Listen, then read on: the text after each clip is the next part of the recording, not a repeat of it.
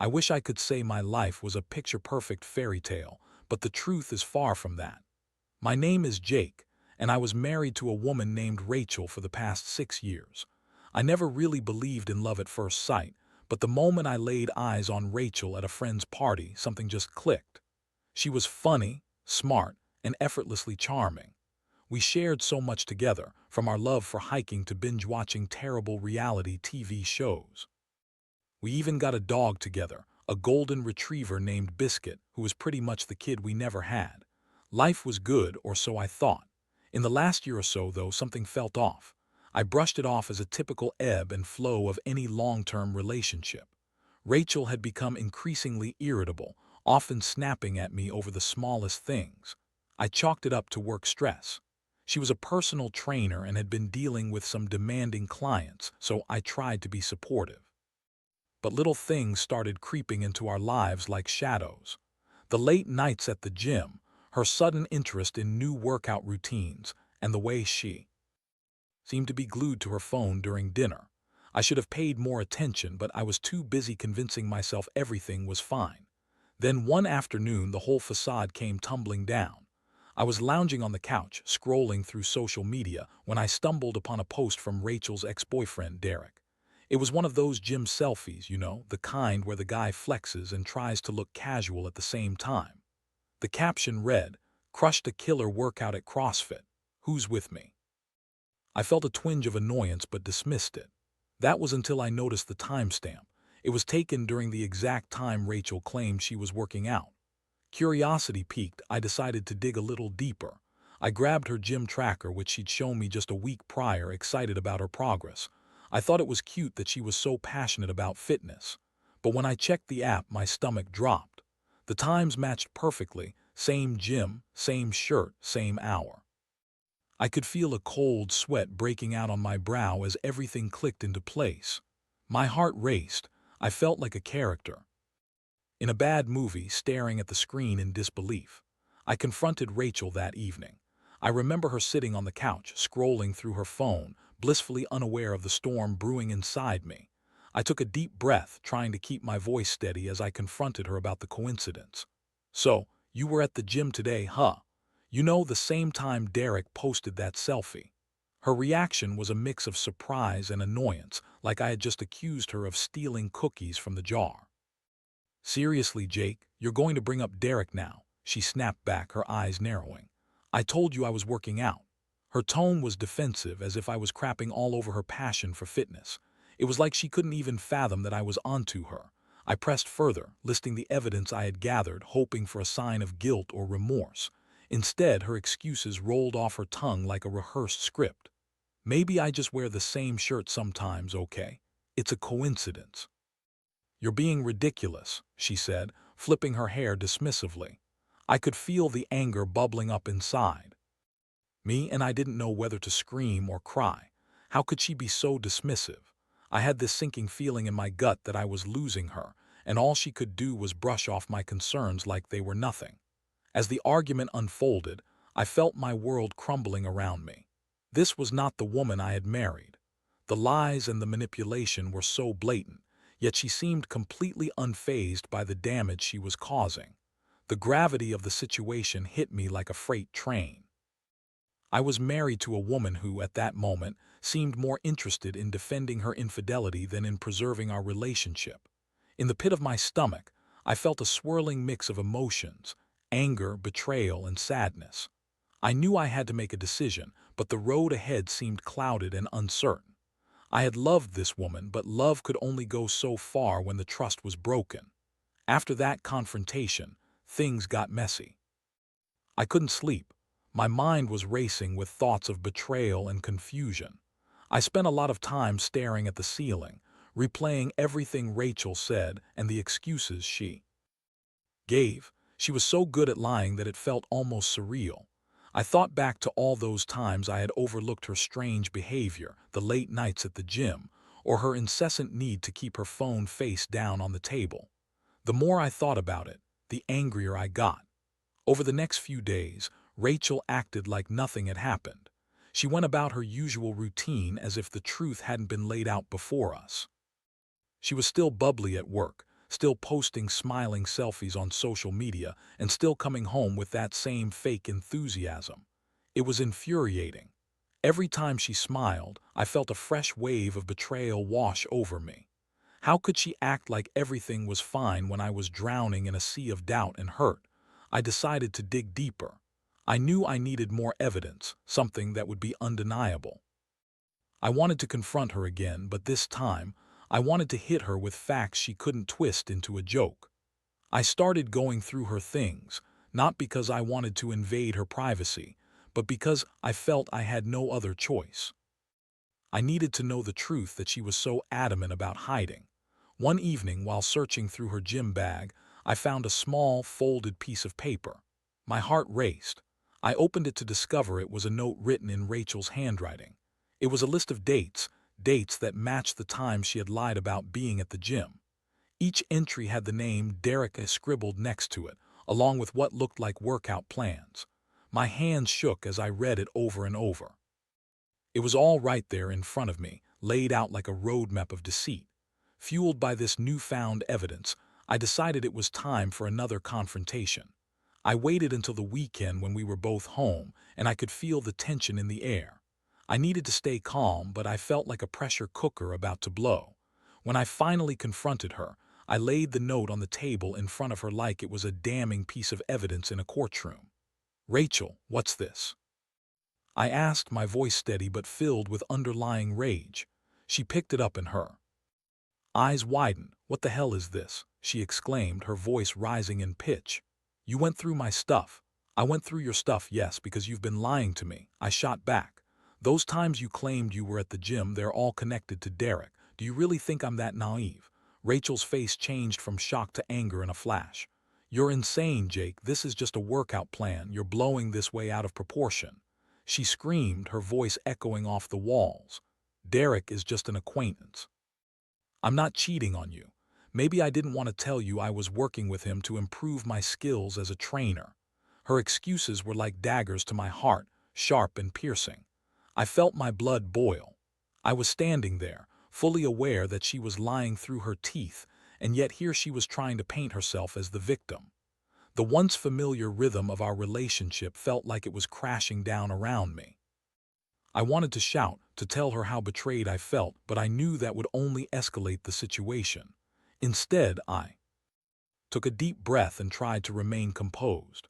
"Rachel, this isn't just about a workout plan," I said, struggling to keep my voice steady. "It's about trust. It's about you lying to me about where you've been and who you've been with. You need to admit this to yourself. I can't keep living in this lie." Her expression flickered for a moment, and I thought I saw a flash of guilt, but it quickly vanished, replaced by her signature defensiveness. "You're being paranoid. I can't believe you're acting like this," she said, rolling her eyes. At that moment, I realized I was in a battle, not just with her, but with my own feelings. I felt betrayed, angry, and utterly lost. I had loved this woman with my whole heart, and now, here I was, questioning everything about our life together. How could we have gotten to this point? I could feel my emotions shifting from anger to sadness. I was becoming tired of the accusations, the excuses, and the endless lies. The weight of it all was suffocating me. I knew I needed to make a decision, and it had to be based on more than just anger. It had to be about what I deserved, what we both deserved.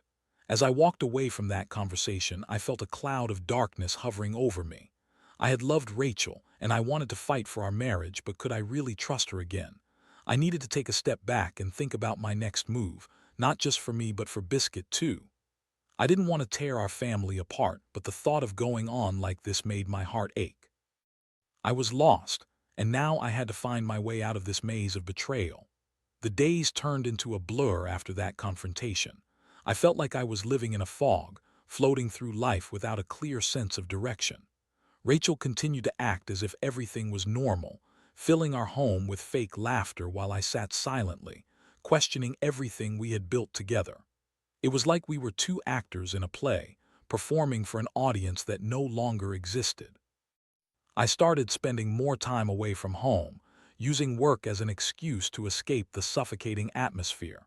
I filled my evenings with meetings, long walks with Biscuit, and late-night hangouts with my friends. The more I distanced myself from Rachel, the more I realized how deeply her betrayal had cut me. I found myself replaying our entire relationship in my head, searching for signs that could have warned me about her infidelity. It was maddening. One evening, I met up with my best friend, Mark, at a local bar. I needed to vent, and Mark was always there to lend a sympathetic ear. As we sat in a dimly lit corner, I poured my heart out to him about everything that had transpired. I told him about the gym tracker, the note, and the endless excuses Rachel had thrown my way. Each detail was like a knife twisting in my gut. "Dude, I'm really sorry you're going through this," Mark said, shaking his head. He took a long sip from his beer before continuing. "But you need to ask yourself if you can trust her again. Is this something you can forgive?" I stared into my glass, swirling the amber liquid inside. "I don't know if I can," I admitted. "I loved her and I thought she loved me too, but now it feels like I don't even know her. It's like she's a stranger wearing a mask." Mark nodded, his expression serious. "You deserve someone who is all in, man. If she's not committed to you, then what's the point? Maybe it's time to think about what you want for yourself." His words hit hard. I had been so focused on trying to salvage our marriage that I hadn't considered my own well-being. I needed to stand up for myself, but how? The thought of ending things terrified me. I still remembered the happy moments we shared. Our wedding, traveling together, even the quiet nights on the couch with biscuits snuggled up between us. But now those memories felt tainted, overshadowed by the reality of her betrayal. That night I returned home in a daze, feeling a mixture of trepidation and resolve. I knew I had to confront Rachel again, but this time it wouldn't be about accusations or emotions. This time it would be about my future. I needed to lay all my cards on the table and decide what I was willing to accept. When I got home, Rachel was already in bed, scrolling through her phone. I could see the glow of the screen illuminating her face, a stark contrast to the heaviness I felt in my chest. I took a moment to gather my thoughts and then quietly made my way into the bedroom. "Rachel," I said softly, trying to keep my voice calm. She glanced up from her phone, looking slightly startled. "What's up?" she replied, her tone casual. I took a deep breath, feeling the weight of the moment settle over me. "We need to talk, no more excuses, just the truth." Her expression shifted slightly, the playfulness fading. "Okay," she said, sitting up straighter. "What about? I've been thinking a lot about us and everything that's happened," I started, my heart racing. "I need to know if you want to work on this relationship or if you're still caught up in whatever's going on with Derek." Her eyes widened in surprise, and for the first time I saw a flicker of vulnerability in her expression. "Jake, I told you," I cut her off. "No, Rachel, I can't keep doing this. I'm exhausted from the lies and the games. I deserve to know if you're in this with me or if you're just keeping me around while you explore things with him." Rachel's face turned hard, her defenses rising once again. "You're being dramatic. I told you, Derek is just a friend. I can't believe you're still bringing him up." I felt a rush of frustration and I pushed forward. "Rachel, the note, the late nights, the excuses, it all adds up. I want honesty. I want to know if you're committed to this marriage or if I'm just a backup plan." There was a moment of silence, thick with tension. Rachel's lips pressed into a thin line and I could see her weighing her options. Part of me wanted to believe her, to trust that she could come back to me and admit her mistakes. But another part of me was all too aware that trust, once broken, was hard to rebuild. Finally, she sighed, the fight seemingly draining out of her. I don't know what to say. I'm confused, okay? Maybe I've made some poor choices, but I'm not cheating on you." Her words wrapped around me like a noose, suffocating in their vagueness. It felt like she was trying to play both sides, wanting to keep me close while still allowing for something with Derek. "Confused?" I echoed, my voice low. "Rachel, this isn't just confusion. This is my life we're talking about. I deserve clarity." At that moment, I realized I was at a crossroads. I could either keep fighting for someone who may not want to be fought for or take a step back and reassess what I really wanted. I felt an overwhelming surge of emotions: anger, sadness, and a flicker of hope that maybe, just maybe, we could salvage something from the wreckage. But deep down, I knew I had to protect myself. I had seen the warning signs, and now it was time to decide whether I would continue to ignore them or finally address the reality of our situation. I could feel the weight of my decision pressing down on me, and I knew that whatever path I chose, it would forever change my life. After that night, everything felt different.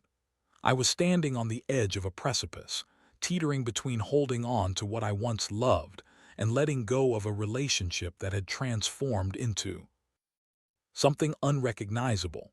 Rachel seemed to sense the shift within me, and I could see her trying harder to reestablish her grip on our marriage.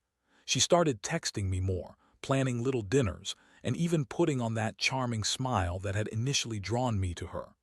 But I was wary, skeptical of her intentions, and I found it hard to shake off the feeling of betrayal. Despite her efforts, I couldn't ignore the gnawing doubt in my mind. During the day, I recounted her words from our last conversation, replaying them like a broken record. "I'm confused," had been her justification. Confused about what exactly? I wondered if she was confused about her feelings for me, or confused about how to juggle her relationship with Derek alongside our marriage. Either way, it felt like a flimsy excuse. I spent more time with Mark, using our meetups as a sounding board for my frustrations. One night, while we were at a bar sharing a couple of drinks, I vented about Rachel's attempts to win me back. "It's like she thinks that if she throws enough affection my way, I'll forget everything," I complained, swirling the ice in my glass. Mark leaned back, crossing his arms. "Dude, you have to think about what you want. Is it worth holding on to? Are you going to be happy if you just let it slide? Because this could only end up hurting you more." His words resonated with me. I had been so focused on our history that I hadn't fully considered my future. I needed to take control, so I started thinking pragmatically about my options. If Rachel was serious about mending things, I needed to set boundaries. I decided to lay out some conditions for our relationship moving forward. A few days later, I called Rachel into the living room for what I knew would be another difficult conversation. She walked in, her demeanor slightly more relaxed, perhaps thinking that I was finally softening toward her. I had already made up my mind to be firm and direct. "Rachel, we need to talk again," I said, sitting down on the couch. She looked at me expectantly, and I could see a mix of hope and anxiety in her eyes. "I've been thinking a lot about us, and I need to be clear about where I stand." "What do you mean?" she asked, her voice a little shaky. "I need to know that you're committed to working on our marriage, and I need you to cut all ties with Derek," I stated firmly. "No more late-night workouts, no more secretive messages. If you want this to work, I need to see that you're serious." Her expression faltered.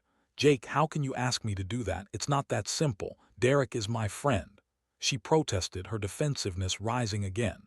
"Is he really just a friend?" "Because it seems like you've been hiding something far worse," I countered, keeping my voice steady despite the frustration boiling beneath the surface. "I don't want you to cut him out of your life completely if you truly see him as a friend, but I need to know that I'm your priority. I can't be the fallback plan." Rachel took a deep breath, and I could see the gears turning in her head. "I get it.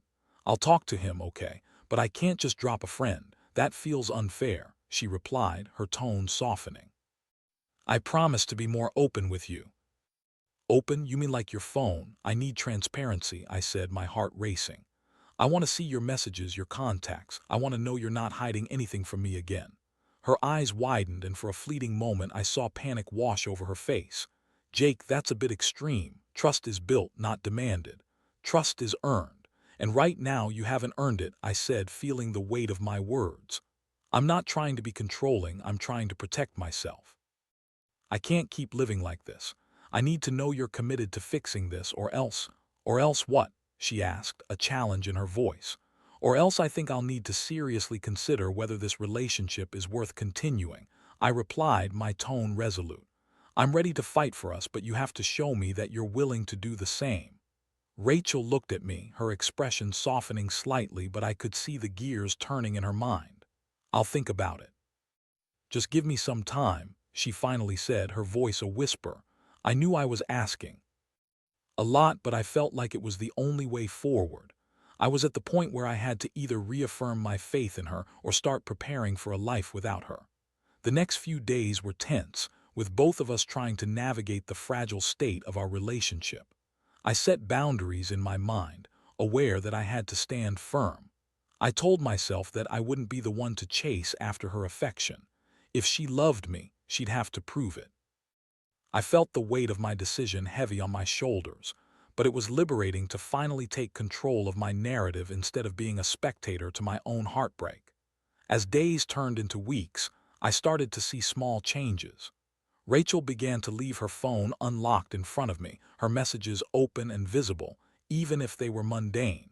She attempted to include me in her training sessions, inviting me to the gym, which felt like an olive branch. But deep inside, I still struggled with the nagging doubt. Was this genuine effort or just a temporary fix to soothe my concerns? I grappled with my feelings, torn between hope and skepticism. I wanted to believe that we were on the path toward healing, but I also knew that healing required more than just gestures. It required honesty, accountability, and a willingness to confront the truth. With each passing day, I felt the pressure building. I needed to know where we stood, and I knew that it was only a matter of time before I had to address the elephant in the room, the future of our relationship. I couldn't keep living in limbo. I needed resolution. As the days turned into weeks, I found myself oscillating between fleeting hope and persistent doubt. Rachel was trying, that much was evident. She seemed more present, more engaged, but I couldn't shake the feeling that it might be too little, too late. Every casual touch, every smile, felt tinged with the shadows of betrayal. I was a man caught in the throes of uncertainty, and it was exhausting. It wasn't long before I decided I needed to check in with Rachel again about our future. We couldn't keep skirting around the issue. I wanted to know if she was truly committed to making this work or if we were just prolonging the inevitable. I wanted clarity and I was determined to get it. One Saturday morning, after a restless night spent tossing and turning, I brewed a pot of coffee and called Rachel into the living room. She looked bright and cheerful, likely unaware of the weighty conversation I was about to initiate. I gestured for her to sit down across from me. "Rachel, we need to talk," I said, my heart pounding in my chest. "I've been thinking about everything, the changes, your efforts, and the things we discussed. I need to know where we stand." Her smile faltered slightly, and I could tell she sensed the gravity of our discussion. "Okay, what do you want to know?" she asked, her voice cautious. "I need to know if you're serious about us, about being honest and working through this," I said, leaning forward. "Are you willing to cut ties with Derek? I don't want to share you with someone else, even if you say it's just a friendship." Rachel's expression shifted as she considered my words. "Jake, I told you I'd talk to him.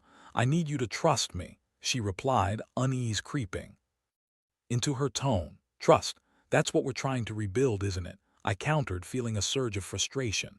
"But I need to see you taking concrete steps. It's not enough to say you'll do something. I need actions to back up your words." She opened her mouth to respond, but I pressed on. "Do you even want this marriage? Do you see a future for us?" Rachel paused, her brow furrowing as she searched for the right words. "Of course I want us to work. I love you, Jake. I want to make this right," she asserted, but I could hear the hints of uncertainty in her voice. "A love that's built on mistrust doesn't mean much, Rachel," I said, trying to keep my tone even. "I need commitment, not just words. I need to know you're willing to do whatever it takes to fix this." "I'm trying," she said, her voice rising slightly in frustration. "But you're making it feel impossible. You keep bringing up Derek, and it's like you don't even want to give me a chance." "I want to give you a chance, but you have to meet me halfway," I exclaimed, feeling the tension rise. "You need to show me that I'm your priority, that you want this more than anything else. If that means distancing yourself from him, then that's what it has to be."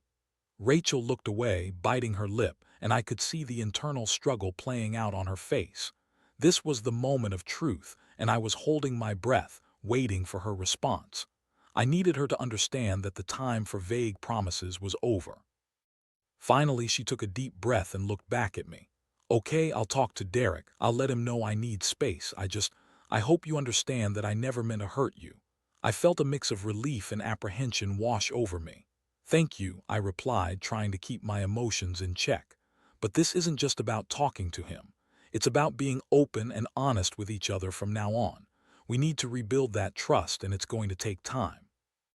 Rachel nodded, her expression softening. "I understand. I'll do whatever it takes, I promise," she said, sincerity glimmering in her eyes. With that, I felt a small sliver of hope ignite within me. Maybe this could be the turning point for us. But deep down, I also knew that promises often came easy, and actions spoke louder than words. I would need to keep my guard up, even as I allowed myself to believe that she was willing to try. The following days were tense but filled with cautious optimism. Rachel communicated her intentions to Derek, and I saw her put an effort to engage more with me, from planning dinners to sharing little moments on the couch. Yet there was still an air of uncertainty hanging over us. I found myself questioning every interaction, every smile. Was this real progress or just a temporary fix? I decided to take matters into my own hands. I began attending couples therapy, a step I had initially balked at, thinking we could manage on our own. But I realized that we needed a neutral third party to help us navigate the choppy waters of our relationship. Rachel was hesitant at first, but I assured her that it was a safe space for both of us to express our feelings. The first session was daunting. We sat in a sterile room with a therapist named Dr. Harris who looked at us with an encouraging smile. "Let's talk about what brings you here today," he said, leaning forward. I took a deep breath and started to share my feelings of betrayal and confusion, trying to articulate what I had been through. Rachel listened, and for the first time I saw her truly absorbing everything I said. It felt good to voice my hurt, to lay it all out in the open. As the session progressed, Dr. Harris guided us through some exercises designed to foster communication. We discussed our needs and desires, what had changed in our lives, and how to navigate through the pain. I felt a growing sense of relief as I shared my experiences, and I could see Rachel opening up too. By the end of the session, I felt a bit lighter. It wasn't a miracle cure, but it was a step toward healing. We agreed to keep attending sessions regularly and to work on our communication outside of therapy as well. My heart still felt heavy with doubt, but I was willing to give it a chance. As we left the therapist's office that day, I felt a flicker of hope ignite within me once more. Maybe we could rediscover our love, maybe we could rebuild. But I also knew that it would take both of us working hard to get there. I wasn't about to let my heart be broken again without putting up a fight for what we had left. I was ready to see if we could pull through together, but I was also prepared for whatever revelations would come next. The journey ahead was going to be challenging, but I had already learned one critical lesson. In the face of betrayal, the only way out was through. The following weeks were a whirlwind of emotions, a constant back and forth between hope and frustration.